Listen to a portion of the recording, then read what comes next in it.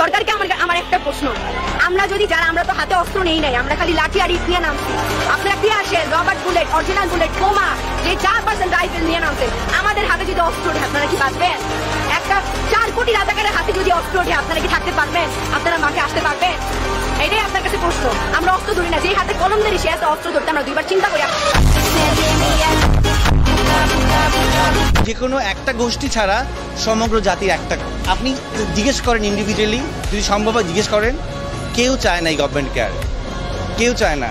আপনি আপনার বাচ্চাকে রেখে বাইরে যাবেন, সেই নিরাপদ নাই। বাংলাদেশের মানুষ, আমি একজন বাংলাদেশি, আমি একজন বাঙালি, এর চেয়ে বড় ট্যাগ আসলে আমার জন্য কিছু হতে পারে। যারা নিহত হয়েছেন তাদের জন্য হচ্ছে কি আমার একটা বড় করে স্যালুট।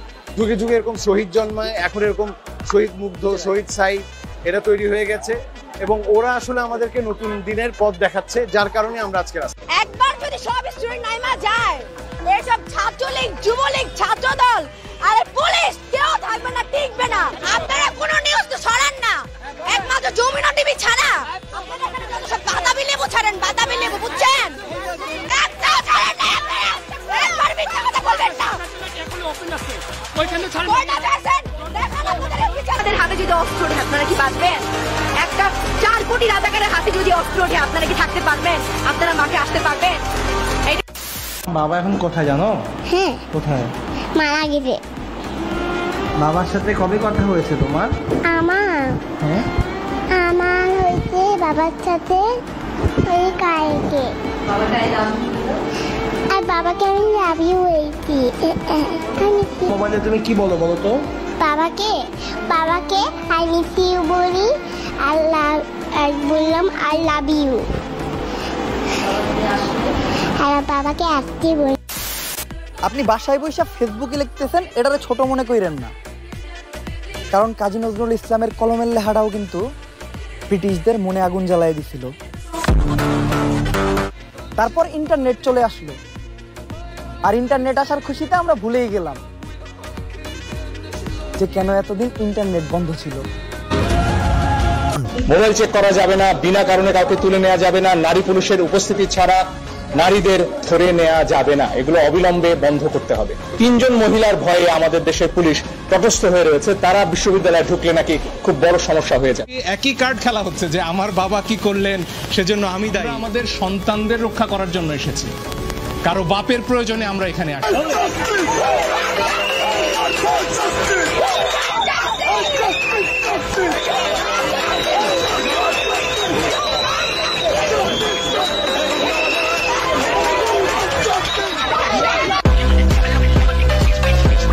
আপনাদের নির্লজ্জ লাগাও, আপনারা নির্লজ্জ। আপনাদেরকে আসলে কোন কথা বললে আপনাদের লজ্জা হবে আমি জানি না। পুরো জাতি আপনাদেরকে এত কথা বলতেছে, ফেসবুক বন্ধ করেছেন, ইন্টারনেট বন্ধ করেছেন, কতদিন বন্ধ থাকবেন? বহির্বিশ্বের চাপের জন্য এখন ফেসবুক অন করতে বাধ্য হয়েছেন, এটাও আমরা জানি। তারপর আমার কানে এখনো বাজে যে কারো পানি লাগবে, কত পানি আসছে এখন, কারো পানি লাগবে। তো এটা যতদিন মাথায় থাকবে ততদিন পর্যন্ত আমরা শান্তিতে ঘুমাতে পারবো না। আমার পক্ষ থেকে তো আলাদা কোনো কিছু বলার না, পুরো দেশের মানুষই একই কথা বলছে, এবং দেশের মানুষ যখন সবাই একসাথে কোনো ন্যায্য দাবি রাখে তখন সেটা একটু হলেও মাথায় আনা দরকার যে সেটা ফেলে দেওয়ার মতো না। তো আমরা আমাদের যে ভাইরা, যে বোনগুলো মারা যাচ্ছে, যে ভাইটা মারা গেল, দেখেন যদি আপনি সুস্থ স্বাভাবিক মানুষ হন, আমরা রাত্রেবেলা ঘুমাতে পারবেন না। বুলেট আপনি দেখেছেন বাবা মায় রাখতো না, অভিশাপ আসমান কাঁপে, আপনাদের কাঁপে না? তার কাঁপে না? অভিশাপের ভয় হয় না? বুকগুলা ঝাঁঝরা হয়ে গেছে আমার সন্তানদের। রাবার বুলেট বলবেন, কি বলবেন? এগুলো অস্ত্রের মুখে দাঁড়িয়ে আছে, আমাদের পয়সায় কেনা বুলেটে আমাদের সন্তানদের আপনারা বুলেট ছুটছেন। 71-এ আমরা দেখেছি যে পাক হানাদাররা দরজায় ঠক ঠক করতো এবং জিজ্ঞেস করতো যে মুক্তি আছে কিনা। আর 2024 সালে দেখলাম রাতের অন্ধকারে 2টা-3টার সময় ঠক ঠক করে জিজ্ঞেস করে কোনো ছাত্র আছে কিনা।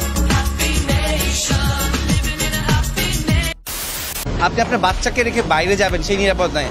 আপনি এই ঢাকা শহরে খেলার মাঠ নেই, বাচ্চারা ছাদে যেতে পারতেছে না। কেন পারতেছে না? হেলিকপ্টার দিয়ে গুলি করা হয়েছে।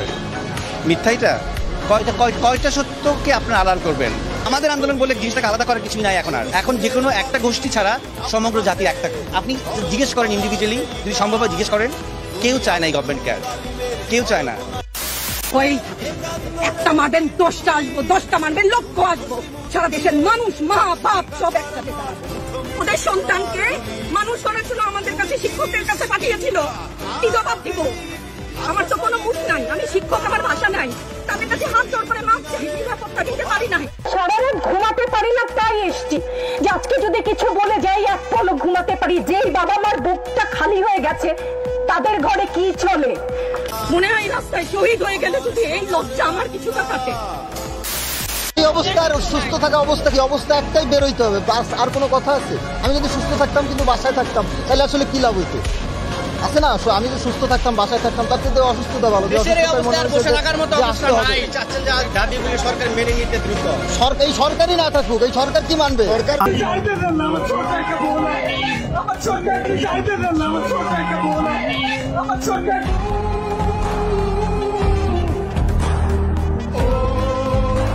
আমাদের এই ফোনটা, হাতের মোবাইলের মধ্যে যে ফোনটা, সেটা তারা প্রতিনিয়ত চেক করছে।